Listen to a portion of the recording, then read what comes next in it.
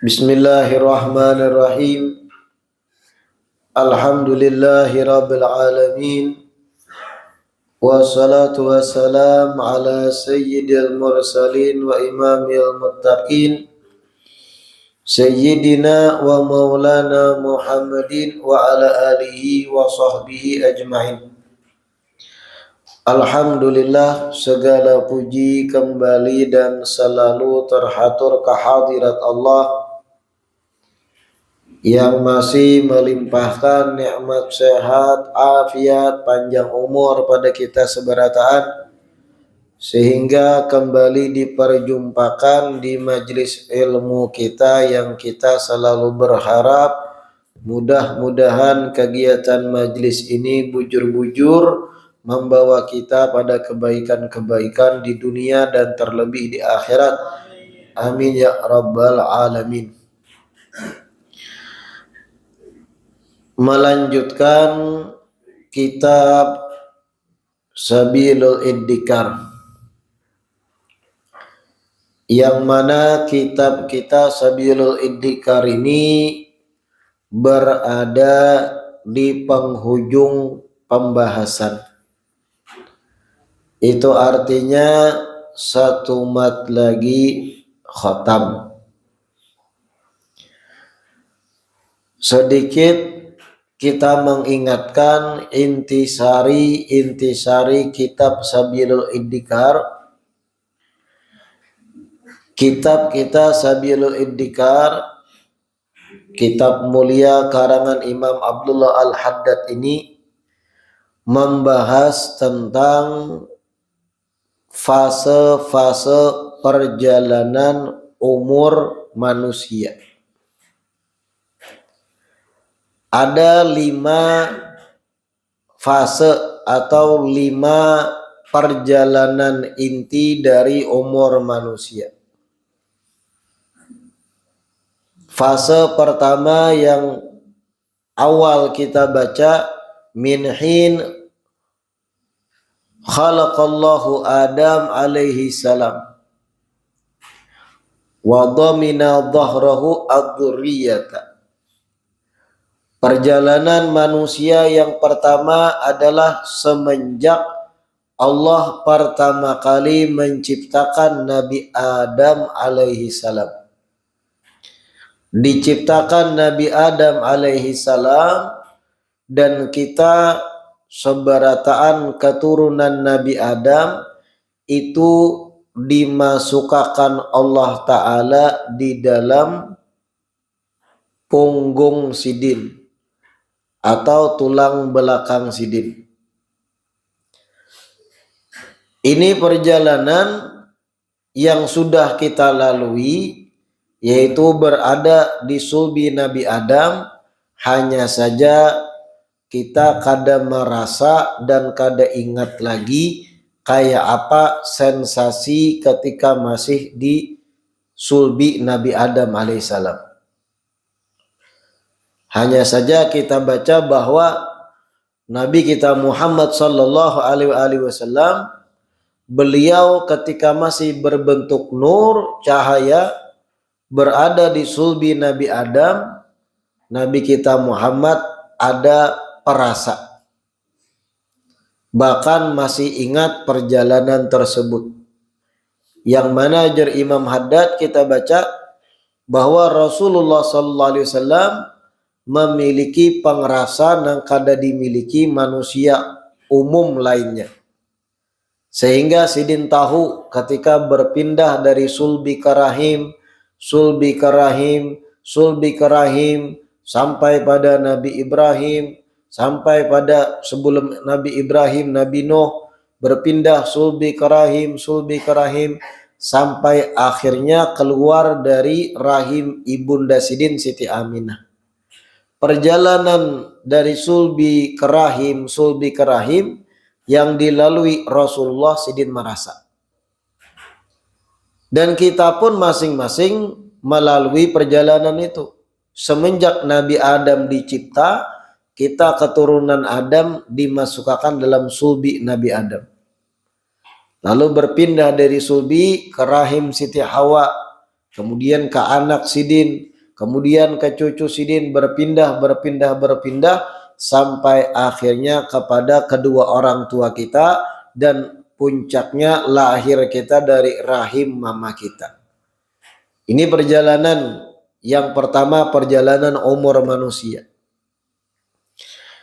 Lalu perjalanan kedua yang dikupas di kitab ini, semenjak kita lahir ke dunia, semenjak pian dan ulun keluar dari parut ibu kita, kemudian lahirlah ke dunia, tumbuh dewasa sampai balik di dunia, sampai menikah, sampai bekerja, sampai beraktivitas ini, ini, dan lalu sampailah kita dijemput dengan yang namanya ajal, kematian.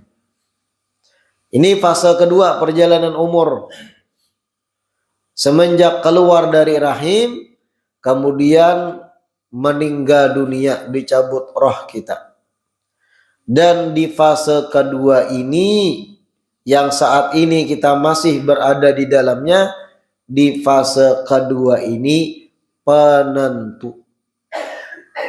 Yang menentukan perjalanan fase ketiga, keempat, dan kelima kita nyaman atau kadanya, selamat atau kadanya, lancar atau kadanya, di fase kedua ini yang menentukan.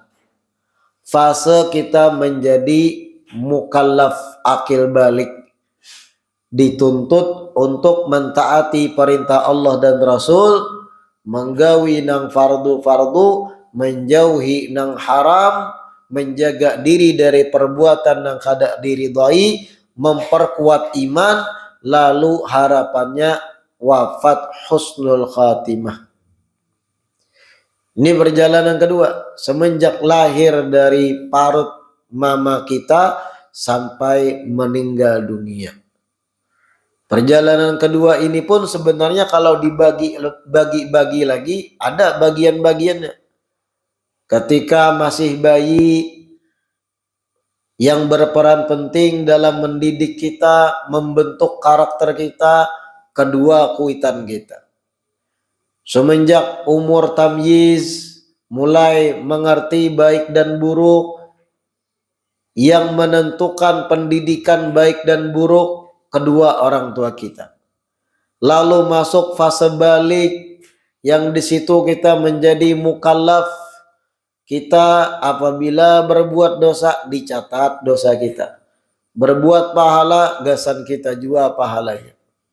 Kemudian setelah balik, mulai dewasa, lalu menikah, memiliki pasangan, menjalani rumah tangga, lalu berketurunan, kemudian pulang fase umur 40 tahun, kena ada fase 50, fase 60. Ini masuk dari perjalanan kedua, yang kalau dikupas dibagi-bagi kayak itu pulang pembagiannya. Yang mana kembali diingatkan, penentu nasib kita di perjalanan fase ketiga, keempat, kelima, di fase kedua nih penentunya. Kayak apa kadar keimanan kita pada Allah dan Rasul, kayak apa kadar kita dalam bersabar menghadapi dunia dan ujian-ujiannya, kayak apa kita menjalani hidup sesuai kadar tuntunan Nabi. Barataan itu penentunya di fase kedua ini. Lalu lanjut fase ketiga yang sudah kita kupas rinciannya juga, semenjak seorang manusia meninggal dunia, kemudian mukim di alam barzakh, dan sampai akhirnya terjadi hari kiamat atau hari kebangkitan, lalu kita dibangkitkan dari kubur kita. Ini fase ketiga, fase barzakh disebut. Semenjak ulun dan pian kena meninggal, lalu dikubur dalam kubur. Hal-hal yang akan ditamui di kubur, apa aja kisi-kisi yang pacangan kita lihat di kubur, kita pelajari sudah semalam. Bagaimana dampak luar biasa doa orang hidup yang mendoakan orang dalam kubur, kita bacai sudah semalam. Bagaimana peranan penting orang masih hidup untuk keselamatan orang di kubur, kita baca juga. Laulal ahya lahalakatil amwat, kita baca hadisnya semalam. Ujar Nabi, kalau bukan karena orang yang hidup-hidup, orang yang meninggal bisa binasa. Kayak apa maksudnya ajar ulama? Kalau bukan karena doa dan istighfarnya orang yang masih hidup, gasan orang mati akan disiksa di dalam kubur. Tapi karena masih ada yang mendoakan, mengirimi pahala, zikir dan yang lain, selama itu pula nang dikubur selamat dari siksa. Semenjak meninggal sampai dibangkitkan hari kiamat. Ini fase ketiga. Dan di fase ketiga ini kita kada punya kuasa lagi dah. Selesai dah masalah amal ibadah, amal soleh itu selesai ketika di dunia, ketika sebelum meninggal. Adapun di barzakh ini pintu pertama akhirat yang kita sekedar menerima konsekuensi perjalanan umur di fase kedua. Kalau pian dan ulun kada bujur-bujur di fase kedua, di fase ketiga di barzakh lenyap, dihimpit oleh tanah, disiksa oleh malaikat, melihat siksa dan azab yang ditampaikan Allah. Na'udzubillah min dzalik. Ini fase ketiga. Lalu fase keempat yaitu semenjak seseorang dibangkitkan di hari kiamat dari kuburnya, ditiup sangkakala, kemudian melalui fase padang mahsyar, mizan, sirat, haud, syafaatul udma. Bagaimana melihat agungnya Rasulullah memberi syafaat, sampai pada akhirnya penentuan catatan amal. Apakah menerima tangan kanan atau na'udzubillah tangan kiri atau dari belakang punggung, itu di fase yang keempat. Semenjak dibangkitkan dari kubur di padang mahsyar, kemudian sampai pada penentuan penerimaan catatan amal. Ini fase yang mengerikan juga yang sudah kita baca. Kayak apa dahsyatnya lawas berdiri di padang mahsyar.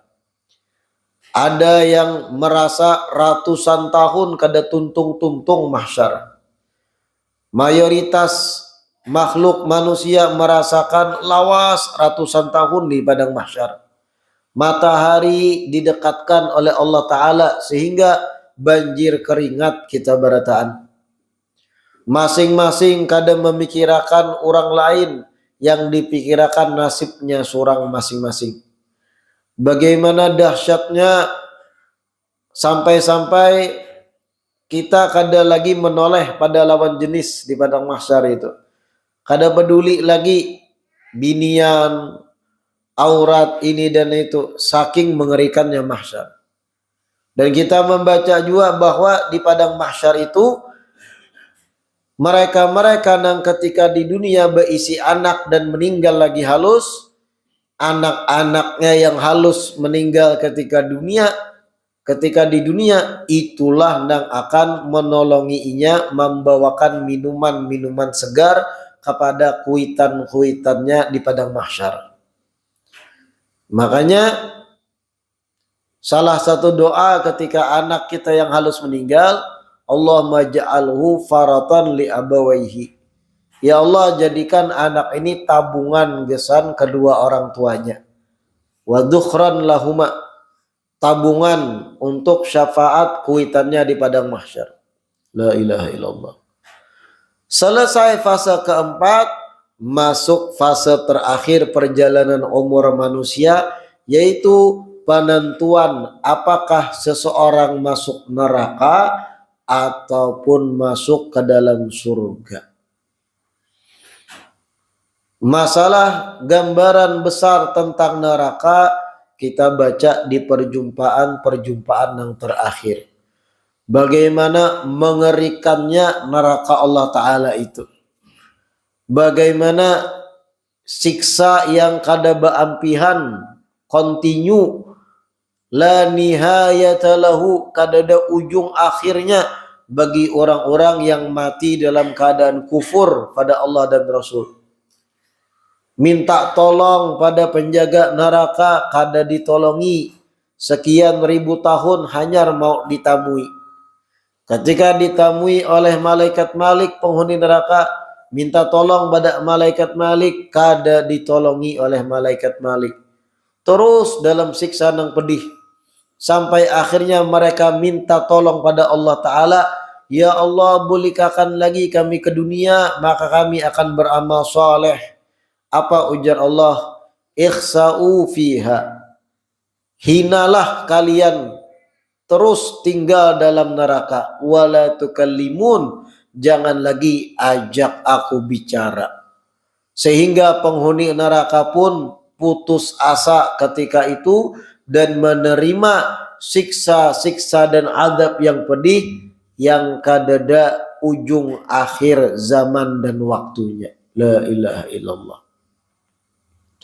Adapun orang-orang yang meninggal dunia membawa iman, walaupun disebut imannya sekecil biji zarah, biji sawi, tapi mati dalam membawa iman, maka la yukhalladu fiha, kada dikekalkan selawasan dalam neraka, tetapi suatu saat akan dikeluarkan dari neraka dan dimasukkan dalam surganya Allah.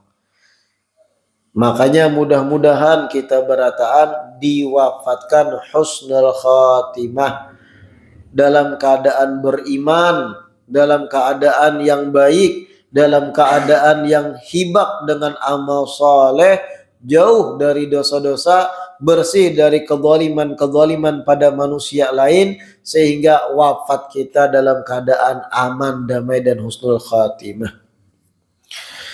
Adapun perjumpaan hari ini, dzikrul jannati wa naimiha, masuk pada pembahasan tentang kisah atau gambaran surganya Allah Ta'ala. Wa ma a'addallahu li'aliya fiha min anwa'il karamah.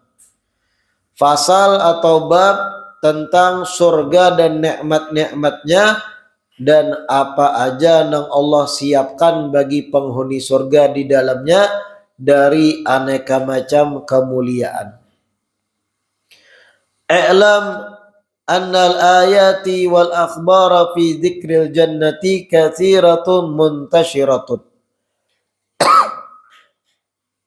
Ketahuilah, sesungguhnya ayat-ayat Al-Quran dan hadits-hadits di dalam hal menyebut surga katsiratun muntasyiratun, banyak benar dan tersebar di ayat-ayat serta hadits-hadits. La ya'khuduhal hasru wa la yati 'alaiha dzikru.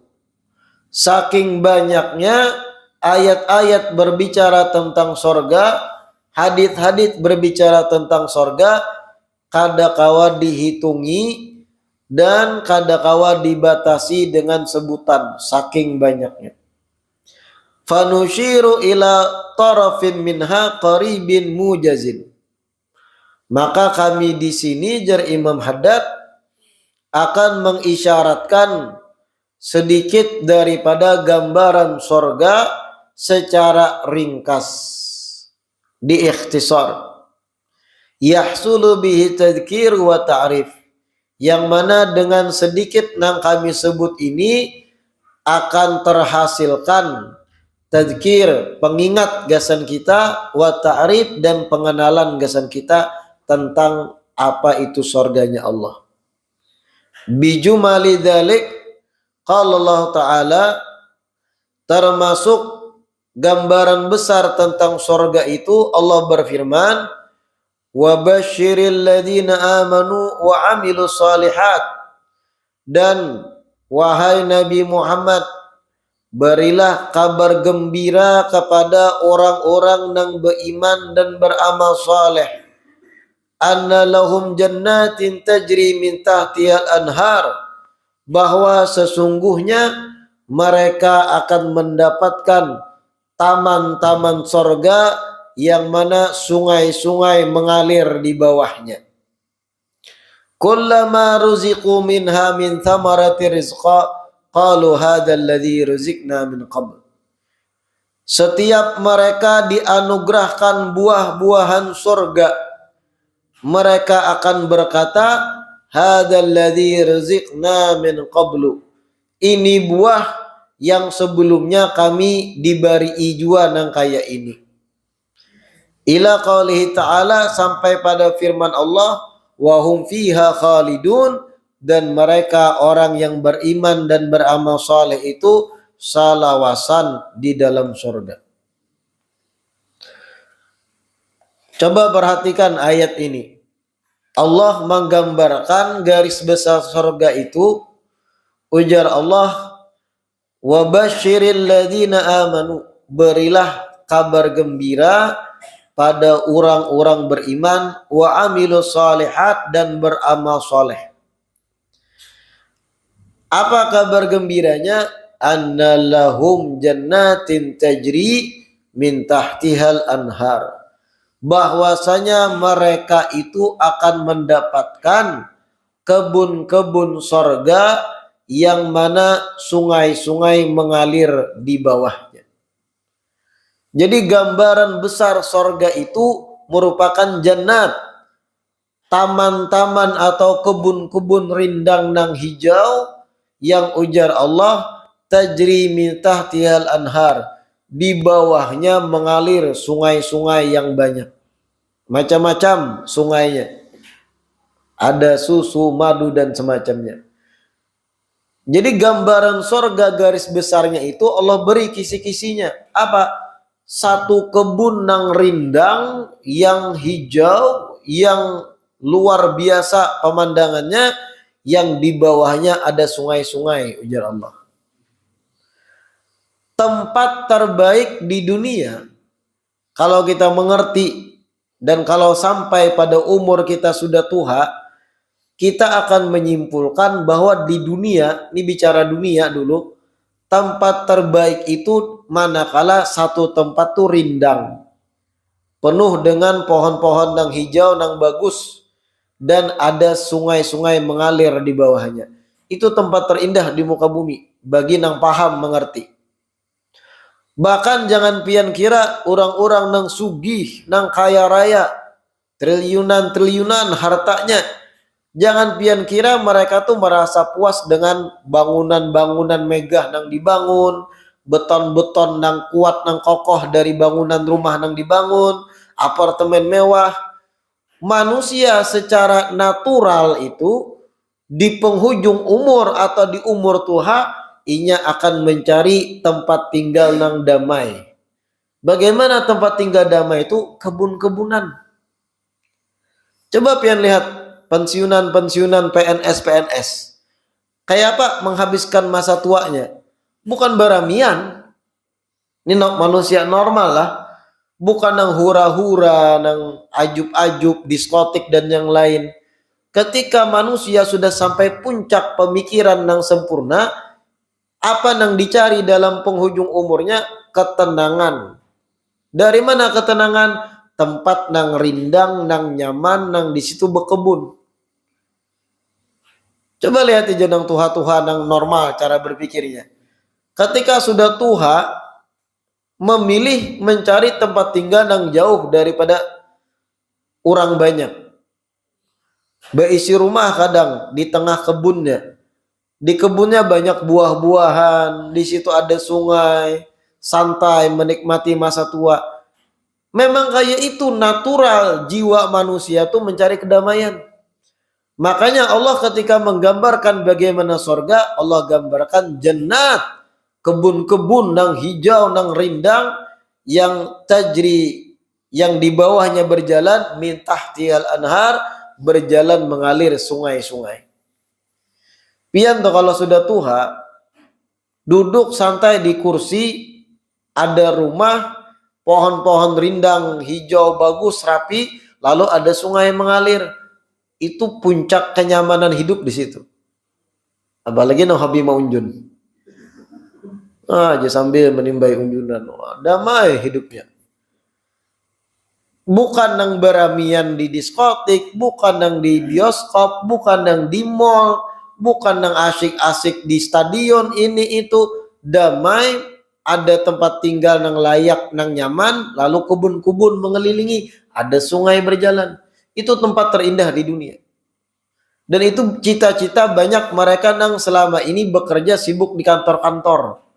Muyak interaksi dengan manusia, dengan atasan, dengan klien, dengan macam-macam muyak. Lalu di penghujung umur, aku hendak masa pensiunku di kebun santai. Entah sambil bertanam gumbili, entah itu sambil bertanam buah-buahan A, B, C, santai menikmati. Wayah-wayah kena cucu beelang sebulan 2 kali misal, bulikan cucu damai pulang. Kayak itu masa tua yang dikehendaki. Dan ternyata sorga itu gambaran besarnya kayak itu. Tapi jangan pian bayangkan sorga yang kayak dedaunan di dunia. Allah memberi garis besarnya jannat, kebun-kebun, tajri min tahtihal anhar, yang di bawahnya sungai-sungai mengalir. Dan sungai sorga pun jauh dengan sungai dunia. Sejernih apapun sungai yang pernah kita jumpai di dunia, jauh dan jauh dan jauh lebih indah, lebih jernih, lebih bermanfaat sungai yang ada di dalam sorganya Allah. Tapi garis besarnya kayak itu, kebun rindang ada sesungaian di bawahnya. Heaven dalam bahasa Inggris, jannah, kebun sorga dalam bahasa Arab. La ilaha illallah. Lalu Allah gambarkan, kullama ruziku minha min thamaratin rizqan qalu hadzal ladzi ruzikna min qabl. Setiap mereka penghuni surga itu dapat rejeki berupa buah-buahan surga. Nah, jadi di surga tuh ada juga buah-buahan. Cuman jangan dibayangkan jorulun yang kayak buah di dunia. Ada juga buah-buahan fakihah, samrah, yang mana ujar Allah, setiap penghuni sorga itu diberi buah-buahan oleh Allah, mereka akan berucap, qalu hadzal ladzi ruzikna min qablu. Ini buah sebelumnya kami sudah diberi kayak ini juga. Nah, ini gambaran sorga. Maksudnya kayak apa? Sekarang ulun beri contoh. Di dunia itu nangaran buah-buahan semanis apapun, buah nang pian petik tahun ini dengan buah nang sama dari pohon nang sama di tahun akan datang beda rasanya. Bentuknya kadang sama, rasanya kadang berbeda, dan itulah dunia. Mutaghayyir, berubah-ubah dunia ini. Tahun ini contohnya durian nyaman rasanya. Tahun ini durian manis dari kebun A, kebun B yang kita putik. Tahun kena putik dari kebun yang sama, bahkan pohon yang sama bisa ubah. Bahkan bentuknya yang tadinya gana bisa halus. Nah, ini gambaran duniawi. Adapun di sorga itu ujar Allah, kullama ruziqu minha min thamarati rizqa, setiap mereka dapat rezeki merupakan buah-buahan sorgawi, mereka penghuni sorga akan berucap, hadzal ladzi ruzikna min qablu. Ini buah sebelumnya kami dapat ke ini juga. Artinya konsisten buah di surga itu di puncak rasa terbaik dan puncak bentuk terbaik. Bahkan jadi ulama tafsir, buah di sorga itu ketika dipetik langsung tumbuh pulang dan sama dengan apa yang dipetik, kada berubah bentuk, rasa itu kada berubah warna.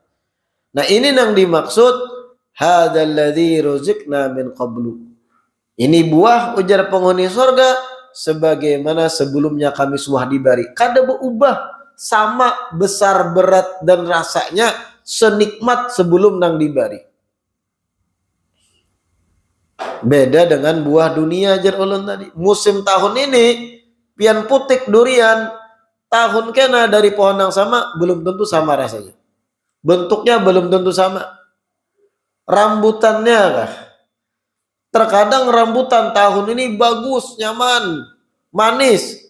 Sekali tahun kena musimnya pohon yang sama kita rasai beda dengan rasa tahun sebelumnya, lebih nyaman tahun sebelumnya.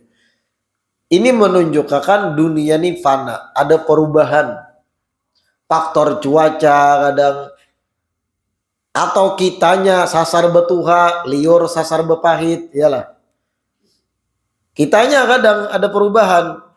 Selera kita kan manusia ini berubah. Ketika lagi anum, selera kita hendak makan ini, makan ini, makan ini. Sate, nasi padang, kemudian nasi goreng, tutoy berataan, bantas berataan, lagi anum. Ketika berumur 45, 50, 55, ada kawal lagi goyang lidah kayak bahari. Aritan banyak. Papadahan dokter, jangan makan ini, jangan makan ini, jangan makan ini. Liur pun berubah. Adapun di sorga, rasa yang sama, kualitas yang sama, puncak kenyamanan buah kada berubah kayak itu juga. Diputik, tumbuh pulang, diputik, tumbuh pulang. Hadzal ladzi ruzikna min qablu. Ini sebagaimana yang kami diberi sebelumnya. Tetap rasanya kada ubah itu. Karena nikmat surgawi itu konsisten, kada berubah. Dan kada ada rasa bosan. Kada ada rasa lesu.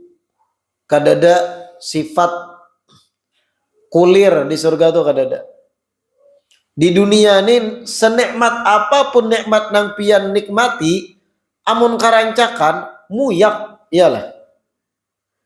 Dunia ini Allah hendak menunjukkan nikmat dunia ini fana, mutaghayyir, berubah. Pian nih dapat satu nikmat yang sangat nikmat, tapi karancakan nguyak juga. Coba pian pikirkan masing-masing. Makanan paling favorit pian apa? Daging anggap. Rendang anggap. Hari-hari dimakani rendang 3 bulan. Nguyak kada pian? Ketika hari-hari makan rendang selama 3 bulan, ilat pian berpikir, rasa hendak makan intalu rasa hendak makan ayam goreng Nah inilah nikmat dunia. Bukan cuma itu, tempat seindah apapun, senikmat apapun tempat di dunia, kalau karancakan, muyak, bosan. Contoh dibangun di kabupaten kita taman nang baik, nang bagus, indah, lengkap fasilitasnya, bersih, lampunya kedap-kedip, macam-macam, ada air mancurnya. 3 bulan pian kada baampihan, saban hari tulak ke situ. Muyak. Akan muncul perasaan anak mau ubah rasa hendak ke tempat yang lain, barang baru kah? Timbul hendak ke baru. Kenapa? Karena nikmat di dunia ini membosankan. Mohon maaf, pasangan pian nih mengawini orang paling bungas serta balong.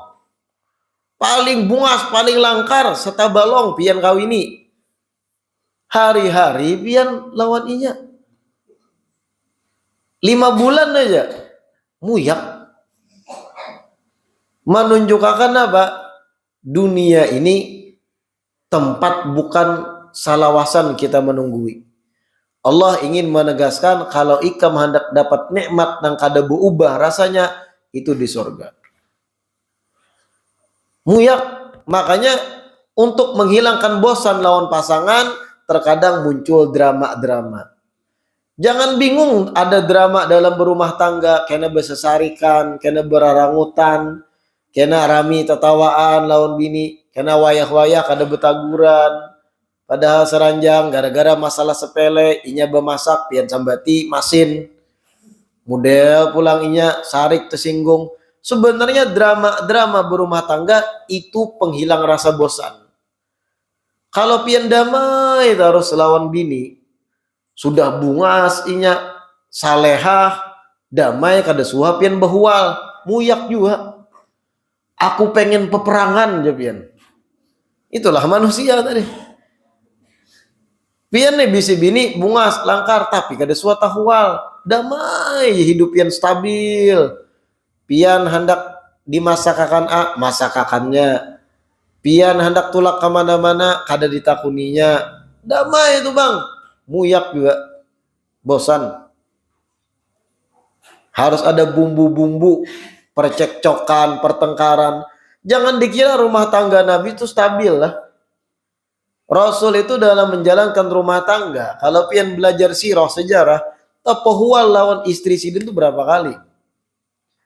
Kecemburuan istri sidin yang A kepada istri yang B, bahkan masalah membagi malam aja kadang tapahual. Bahkan Nabi ketika berisi budak perempuan nang lain mencemburui, banyak hal itu. Artinya apa? Naik turun pasang surut dalam berumah tangga itu nang menghilangkan rasa muyak, rasa bosan. Berbulik kepada pembahasan tadi, apapun julun nikmat di dunia itu ada kata bosan. Pian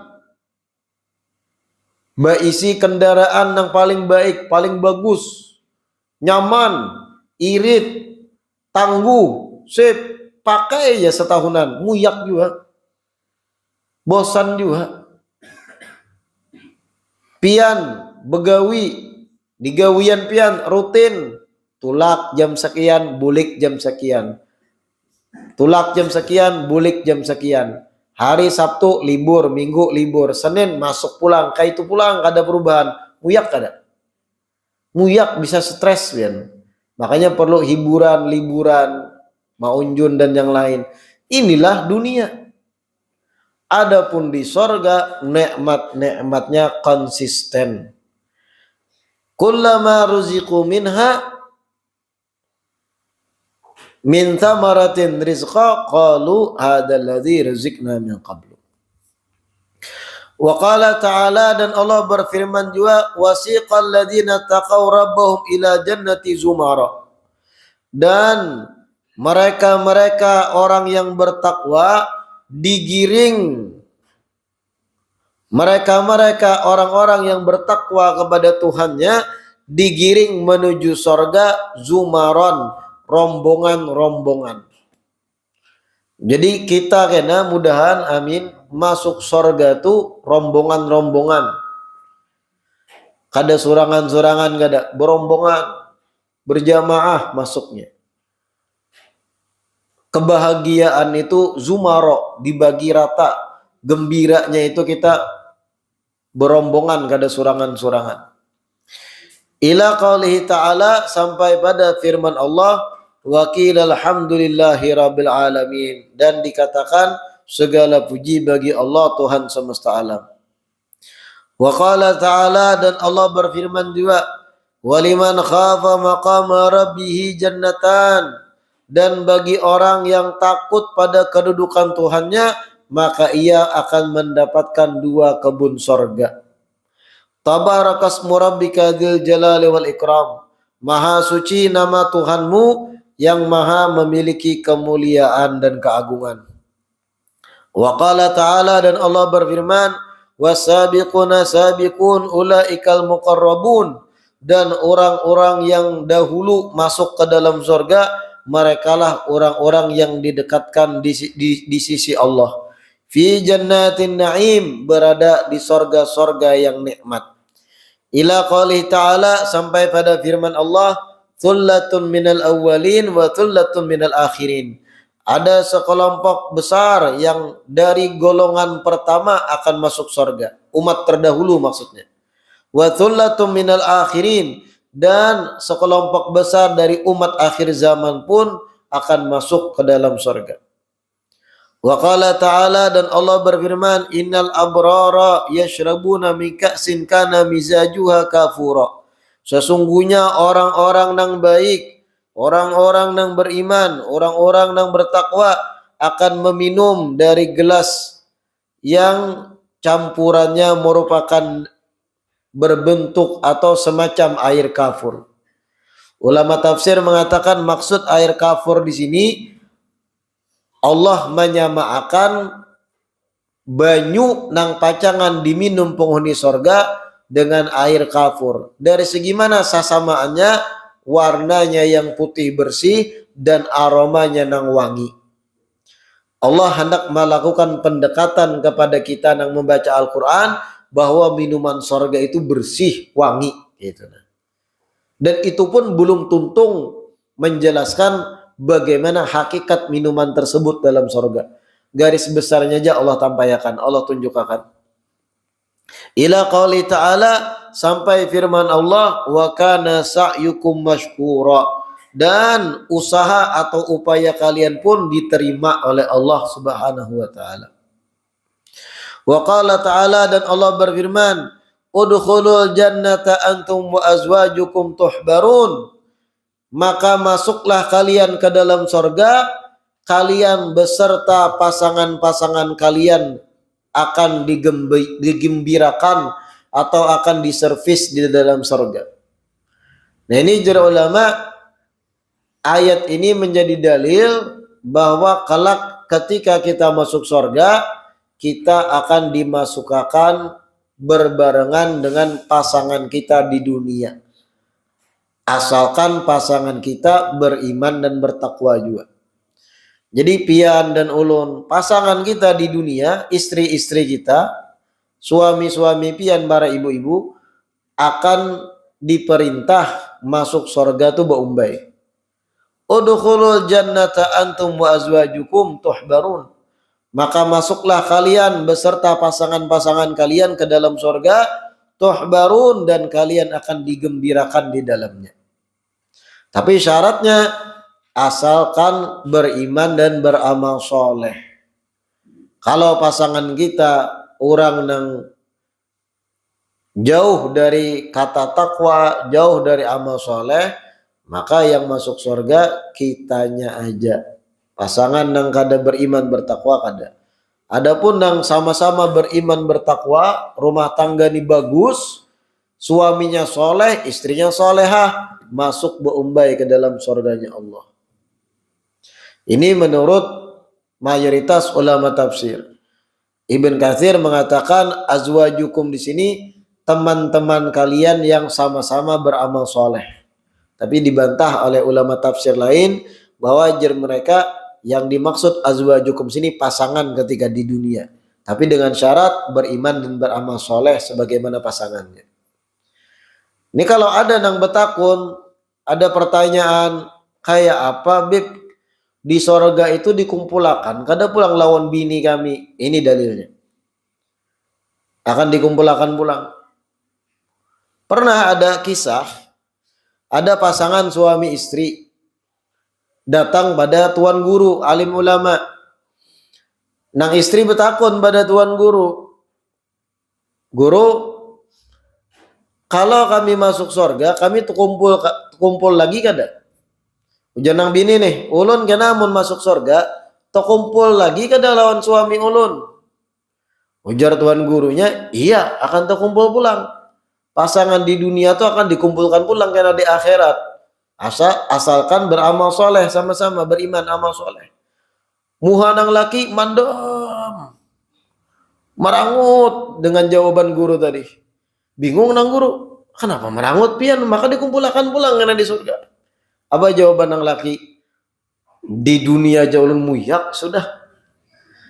Menghadapi bini ulun nang cerewet, tak kumpul pulang ya di akhirat lah ya. Nah ini atas dasar pemahaman yang keliru. Jangan pian kira rasa bosan pian di dunia terhadap pasangan ada pulang di akhirat. Kada ada lagi rasa bosan itu. Jangan pian kira pasangan kita nang cerewet di dunia, rewel, bebulik cerewet pulang di akhirat. Kada ada lagi itu. Sifat-sifat buruk itu dicabut oleh Allah Ta'ala dan sifat bosan dihilangkan. Jadi kalau memahami, wah tak kumpul pulang, ngini pulang kawan guring lah.